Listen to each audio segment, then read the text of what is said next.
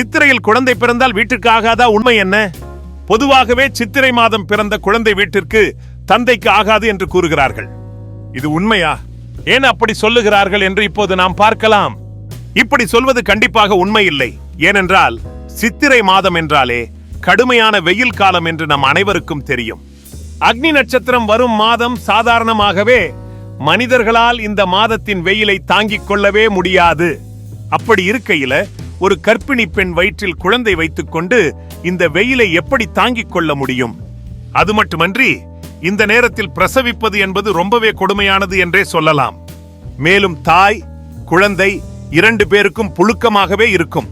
குறிப்பாக புதிதாக பிறந்த குழந்தையால் வெப்பத்தை தாங்கிக் கொள்ளவே முடியாது. இந்த வெப்பம் அவர்களுக்கு துன்பத்தையே கொடுக்கும். அதுபோல இந்த சித்திரை மாத உஷ்ணத்தால் அம்மை போன்ற கடுமையான நோய்கள் வரும். அது தாயே பாதித்தால் குழந்தைக்கு முடியாமல் போகும். இந்த காரணத்திற்காக தான் நம் முன்னோர்கள் சித்திரை மாதத்தில் குழந்தை பிறப்பது நல்லதல்ல என்று சொல்லி வைத்துள்ளார்கள். ஆனால் ஜோதிடத்தின்படி சித்திரையில் பிறந்த குழந்தை அழகிலும் வீரத்திலும் குணத்திலும் திறமையிலும் என எல்லா விதத்திலும் சிறந்து விளங்குவார்கள். ஏனென்றால் சித்திரை மாதத்தில் தான் சூரிய பகவான் மேஷ ராசியிலே உச்சத்தில் பிரவேசிப்பார்.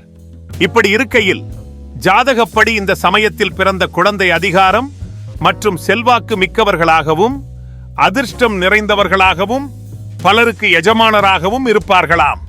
அது ஆணாக இருந்தாலும் சரி பெண்ணாக இருந்தாலும் சரி. சொல்ல போனால் சித்திரை மாதத்தில் பிறக்கும் ஆண் குழந்தையாக இருந்தாலும் சரி பெண் குழந்தையாக இருந்தாலும் சரி, வீரத்திலும் நியாயம் தர்மம் என எதுவாக இருந்தாலும் இதுதான் சரி இதுதான் தவறு என்று நேரடியாக சொல்லும் ஆற்றல் உடையவர்களாக இருப்பார்களாம்.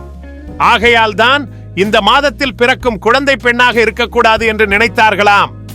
எனவே அந்த கால கட்டத்தில் பெண் என்பவள் இப்படிதான் இருக்க வேண்டும் என்ற கட்டுப்பாடுகள் அவர்களுக்கு அதிகமாகவே இருந்தது. இதனால் தான் இம்மாதத்தில் பிறந்த பெண்ணை திருமணம் செய்ய முன்வர மாட்டார்கள்.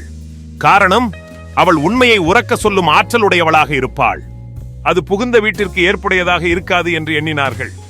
ஆக சித்திரையில் பிறந்த குழந்தை குடும்பத்திற்கு ஆகாது என்று சொல்வது உண்மை அல்ல. குறிப்பாக பெண் குழந்தை பிறந்தால் ஏதும் ஆகாது. அது அறிவியல் ஆதாரமற்ற காலம் கடந்த நம்பிக்கை மட்டுமே. ஒவ்வொரு குழந்தையும் இறைவன் தந்த பரிசு. மாதம் நாள் நேரம் எதுவாக இருந்தாலும் அன்புடன் வளர்க்கப்படும் குழந்தை குடும்பத்திற்கு ஆசீர்வாதமாகவே இருக்கும். நம்பிக்கைகளை விட உண்மையை, பயத்தை விட அன்பை, மூட நம்பிக்கையை விட அறிவை நாம் தேர்ந்தெடுக்க வேண்டும். அப்போதுதான் ஒரு குடும்பமும் சமுதாயமும் முன்னேறும்.